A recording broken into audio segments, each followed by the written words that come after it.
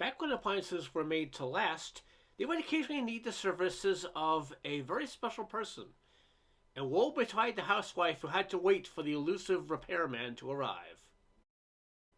The Elusive Washer Repairman by Irma Bombeck. Read by Karl. Every woman in the suburbs had a picture of a washer repairman in her billfold and a telephone number. If at any time she spotted one, she used to report it to a central office where they recorded the sighting and tried to track him down. The fast-talking, elusive repairman was an endangered species. Only 5 have been sighted in the suburbs during a 5-year period. We all heard their voices. They said essentially the same thing. I have you down for Tuesday. What we didn't know was who was I, or is down, and what Tuesday. But like fools, we waited. Every Tuesday, the streets were barren. Cars stood idle in the driveway. Doors were ajar. Some housewives sat on the curb in anticipation of the arrival of the washer repairman. My washer had been broken for 3 weeks when I could stand it no longer. I called the washer repair service and said, I demand you send me a washer repairman. Where do you live? He asked mechanically. In the suburban gems. My serviceman is probably lost. The houses all look the same to him. He'll get to you. When? Look, Grady, some people are waiting longer than you and are desperate. Do you know what desperate is? I asked evenly. Desperate is sending your kids to school in underwear made from broil foil. Desperate is washing seats in a double boiler. Don't you understand? I need a repairman. Have you down for Tuesday, he said. On Tuesday, I was talking in the yard with Helen when suddenly, a few streets away, I caught a glimpse of a black leather bow tie. It's him, I shouted excitedly. What are you talking about? Asked Helen. A washer repairman. I saw my first one.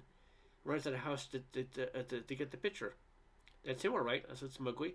Blue shirt, black leather bow tie, dark trousers, and a cap with a bill on it. You phone it in. I'm going over and collar him. I can't believe it, I said. Real life washer repairman right here in my kitchen. Would you mind if I call my neighbor Helen? She's never seen one and she won't spread it around, honest. What's wrong with the machine? He asked. It won't work. Anything else? That's it. And for that you called me? He moved the front panel and at that moment started to speak in tongues. Your rump bump is nad. Can't lift the snock without tricking the sneer. That's easy for you to say, I said, but what's wrong with it?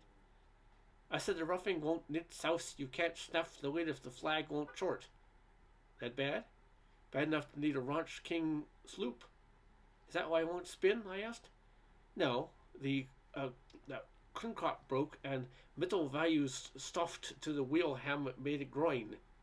I felt like I was talking to Professor Corey with a lip full of Novocaine. Could you speak a little more slowly?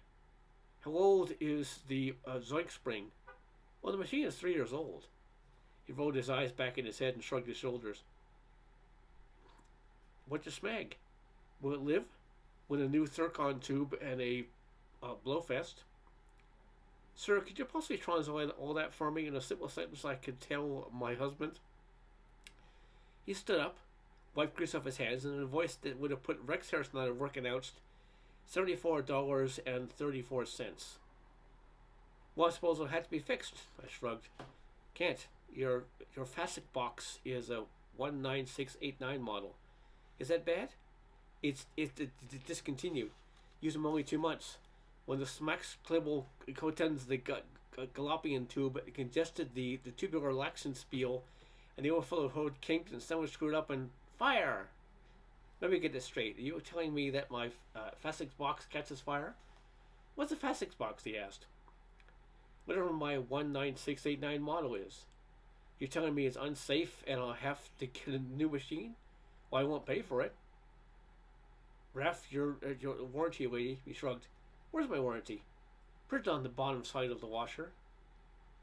After you left, I discovered I had become an instant celebrity. Women all over the neighborhood piled in to ask questions about what one looked like.